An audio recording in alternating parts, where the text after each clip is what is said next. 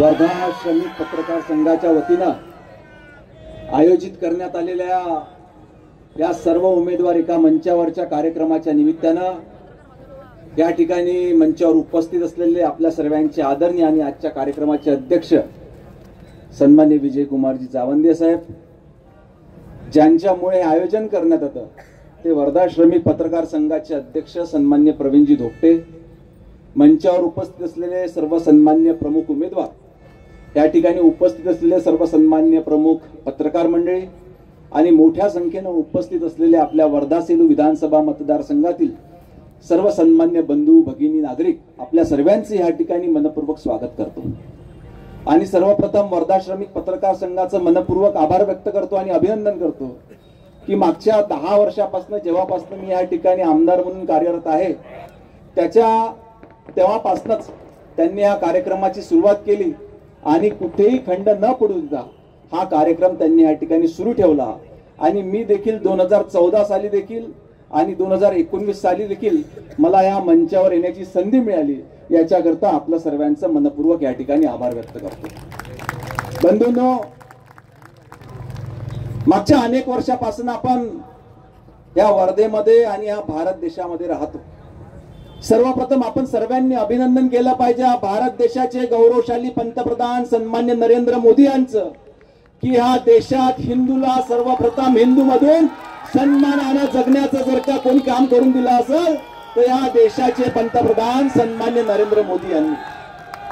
कारण आपल्या भारत देशाचा अविभाज्य घटक असलेला जम्मू काश्मीर सारखं राज्य ज्या ठिकाणी साधा आपल्या भारत देशाचा तिरंगा फडकविण्याचा अधिकार आपल्याला नव्हता, त्या ठिकाणी असलेलं 370 सारखं कलम हटविण्याचं काम जर का कोणी केलं असेल तर हे भारतीय जनता पार्टीच्या सरकारने त्या ठिकाणी करून दाखवलं। आणि फक्त इतकंच केलं नाही तर आज आपण बघतो की जगात आपल्या देशाचं नाव अतिशय आदरानं आणि अतिशय विश्वासानं त्या ठिकाणी घेतलं जाते।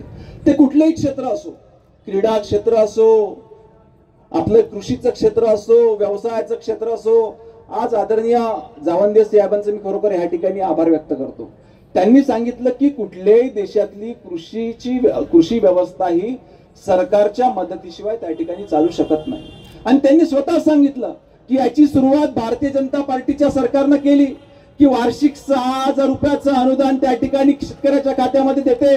काका, आपलं अभिनंदन याच्याकरता करतो की भारतीय जनता पार्टीनं कमीत कमी ती सुरुवात तरी त्या ठिकाणी करून दाखविली आणि केंद्रासोबतच राज्य सरकारने देखील त्या ठिकाणी 6,000 रुपये दिले। बंधूंनो, आपण बघतो की शेतकऱ्याला कशाची गरज आहे, त्याच्या शेतमालाला भाव मिळाले पाहिजे, त्याला पाणी मिळालं पाहिजे, त्याला वीज मिळाली पाहिजे। आज या ठिकाणी सांगायला अभिनंदन आहे की वीज पूर्णपणे मोफत त्या ठिकाणी राज्य सरकारनं उपलब्ध करून दिली। याच्यानंतरच्या काळामध्ये महाराष्ट्रातल्या कुठल्याही शेतकऱ्याला त्या ठिकाणी विजेचं बिल येणार नाही। आपल्याला अभिनंदन करावं असं वाटते की पोर सारखा सिंचनाचा प्रकल्प आपल्या ठिकाणी कार्यरत आहे। मागच्या अनेक वर्षापासून त्याचे कॅनल फुटलेले होते, कालवा फुटलेला होता, अनेक ठिकाणी प्रोटेक्शन वॉल नव्हत्या। शेतकऱ्याला चांगल्या पद्धतीने सिंचनाचं पाणी मिळालं पाहिजे म्हणून 72 कोटी रुपयाचा बोरचा प्रकल्प त्या ठिकाणी नव्यानं दुरुस्ती करण्याकरता मंजूर करून मिळाला। आज सर्वसामान्य नागरिक जेव्हा वर्धेच्या बसस्थानकावर येतो, बस मधून उतरतो आणि उतरल्याबरोबर बघतो तर त्याला विश्वास वाटत नाही की आपण वर्धेच्याच बसस्थानकावर आलो की चुकून दुसरीकडे कुठे गेलो। बंधूंनो, ज्या ठिकाणी 5 मिनिटं कुठल्या बस स्टँडवर थांबायची इच्छा होत नाही, अनेक लोक त्या ठिकाणी घरी जर का काही काम नसेल आणि फिरून यायचं असेल तर साहजिकपणे बस स्टँडवर चक्कर मारतात आणि फिरून येतात। असं नाही की वर्धा हे जिल्ह्याचं ठिकाण आहे म्हणून आपण फक्त वर्ध्याचं बस स्टँड केलं। सेलू तालुका हा देखील अविभाज्य घटक वर्धा सेलू विधानसभा मतदारसंघाचा आहे। आपण सेलूचं देखील बसताना त्या बघून या, नुसतं सेलू नाही, गावागावामध्ये जा, कशा पद्धतीचे प्रवासी निवारे आपण त्या ठिकाणी बनविले, याच्यावरूनच विकास काय आहे आपल्याला त्या ठिकाणी लक्षात येईल। वर्धा शहरातील रस्ते असो, उद्याने असो, आपण बस स्टँड वरून सुरुवात केली की बाजूला त्या ठिकाणी सरकारी रुग्णालय आहे, आधी लोक सरकारी रुग्णालयामध्ये जायचं टाळायचे. आज सरकारी रुग्णालयाचं झालेलं आधुनिकीकरण आपण बघून घ्या की त्या ठिकाणी कितीतरी गरजू पेशंट त्या ठिकाणी असतात. आज आपल्या ठिकाणचं जिल्हा ग्रंथालय ज्या ठिकाणी विद्यार्थी वेगवेगळ्या अभ्यासक्रमांसाठी अभ्यास करायला त्या ठिकाणी जातात, त्याचं देखील बंधूंनो भगिनींनो आपण चांगल्या पद्धतीने जिल्हा नियोजन समितीच्या माध्यमातून नूतनीकरण केलं. इतकंच नाही, आजच्या काळानुसार डिजिटल ग्रंथालयाची देखील निर्मिती आपण शहराच्या वेगवेगळ्या भागामध्ये त्या ठिकाणी करून दाखवली.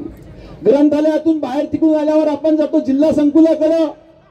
आपले कितीतरी खेळाडू त्या ठिकाणी रोज सायंकाळच्या वेळेस सराव करायचे, परंतु अंधार झाला की त्या ठिकाणी नाईलाजानं त्यांना घरी वापस जावं लागत होतं. परंतु सौर ऊर्जेवरचे हायमास्ट आपण त्या ठिकाणी बसविले आणि ज्या मोठ्या जिल्ह्यांमध्ये सुविधा उपलब्ध नाही त्या सुविधा आपण ह्या ठिकाणी उपलब्ध करून दिल्या. असे मोजून दाखवले तर कितीतरी कामं आपण मागच्या 10 वर्षामध्ये केले. आपल्या जिल्ह्यामध्ये मोठ्या प्रमाणात जावंदे साहेब आदिवासी बांधव राहतात. आपल्या या आदिवासी बांधवांच्या सर्व शासकीय योजना, सगळ्या योजनांचे अर्ज त्यांना आदिवासी एकात्मिक विकास प्रकल्प कार्यालयामध्ये करावे लागतात.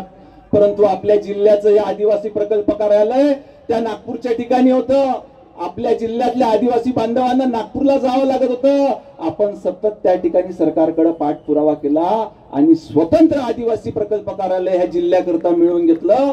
आज लाखो आदिवासी बांधव आपल्या वर्ध्यातनं त्या ठिकाणी आदिवासीच्या योजना त्या ठिकाणी राबविल्या जातात. त्यानंतर रामनगर सारखं लीज नूतनीकरणचा प्रश्न 1991 पासून प्रलंबित होता. अनेक नेत्यांनी त्या ठिकाणी प्रयत्न केला, लीज नूतनीकरण होत नव्हतं. परंतु आज मोठ्या प्रमाणात त्या ठिकाणी सर्वांना फायदा झालेला आहे. अजून असे कितीतरी वर्धा शहराच्या आजूबाजूच्या ग्रामपंचायती ज्या ठिकाणी बांधकामाची परवानगी नव्हती ती बांधकाम परवानगी आपण त्या ठिकाणी मिळवून दिली आणि बांधकामाची व्यवस्था त्या ठिकाणी सुरू झाली. असे अनेक प्रश्न जे मागच्या अनेक वर्षांमध्ये सुटलेले नव्हते ते आपण अतिशय समर्थपणे सोडवून दाखविले आणि आज वर्धेला अतिशय वेगळ्या पद्धतीचा दर्जा, एक वेगळ्या पद्धतीचा मान वर्धा सेलू विधानसभा मतदारसंघाला मिळाला. याचा अर्थ असा होत नाही की सर्वेच्या सर्व कामं संपले. कामं हे प्रचंड असतात आणि येणाऱ्या काळात देखील अजून आपल्याला याला वर्धा शहराला एका वेगळ्या स्थानावर नेऊन ठेवायचं आहे आणि याच्याकरता बंधूंनो भगिनो आपल्या सर्वांचा आशीर्वाद, आपल्या सर्वांचं सहकार्य त्या ठिकाणी हवं आहे अशी कळकळीची विनंती मी आपल्याला करतो आणि मी माझे 2 शब्द संपवितो. धन्यवाद.